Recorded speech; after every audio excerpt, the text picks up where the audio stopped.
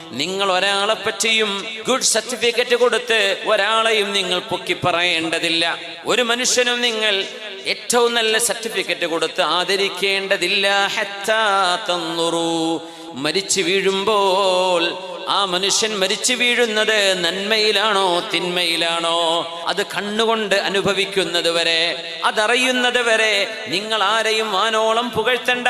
കാരണം ആ മനുഷ്യന്റെ അവസാനം എങ്ങനെയാണ് എന്ന് നിങ്ങൾക്ക് പറയാൻ കഴിയില്ലല്ലോ.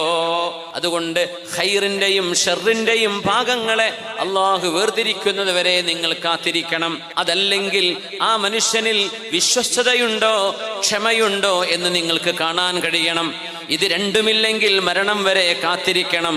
നിങ്ങൾ ഒരാളെയും പൊക്കി പറയേണ്ടതില്ല, എങ്ങനെയാണ് മരിച്ചു വീഴുന്നത് എന്ന് കാണാതെ എന്ന് പറഞ്ഞത് ഹബീബിൽ നിന്ന് ദീൻ പഠിച്ച സ്വഹാബി അബ്ദുല്ലാഹി ഇബ്നു മസ്ഊദ്.